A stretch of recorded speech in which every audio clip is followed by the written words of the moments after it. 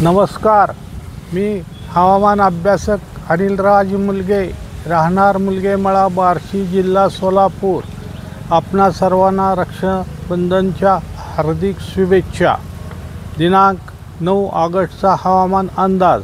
उद्या सकाळपर्यंतचा हवामान अंदाज.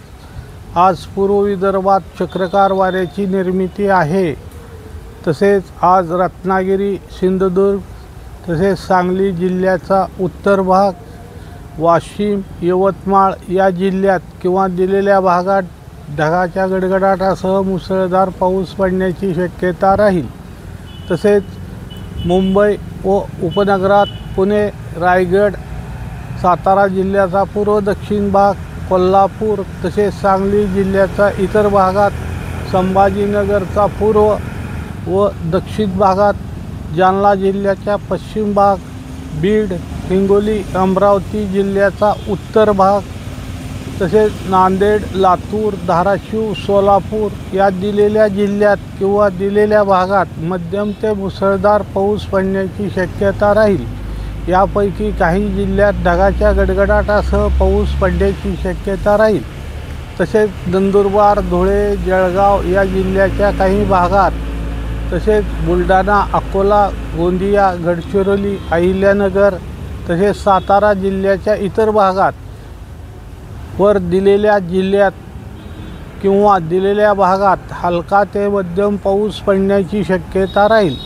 वातावरणातील अचानक बदलामुळे यापैकी काही ठिकाणी थोडा वेळ मुसळधार पाऊस पडण्याची शक्यता राहील.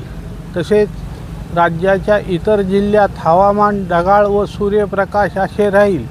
यापैकी काही ठिकाणी अचानक स्थानिक वातावरण तयार झाले तर त्या भागापुरता थोडा वेळ हलका ते मध्यम पाऊस पडण्याची शक्यता राहील.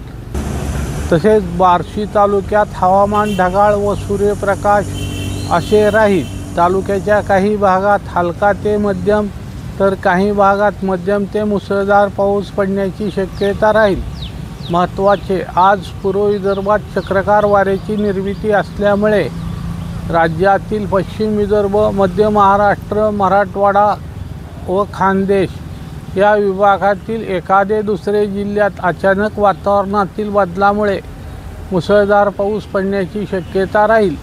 तसेच जे काही लोक गेल्या महिन्यात ऑगस्टमध्ये पावसाचे प्रमाण कमी राहील असे सांगत होते, तेच लोक आता ऑगस्टमध्ये मुसळधार पाऊस पडेल असे सांगत आहेत. तसेच दिनांक 11 ऑगस्टपासून बंगालच्या उपसागरात कमी दाबाचे क्षेत्र बनण्याच्या हालचाली सुरू होतील. सदर माझा हा व्हिडिओ आवडल्यास त्यास लाईक करा, सबस्क्राईब करा व शेअर करा. धन्यवाद.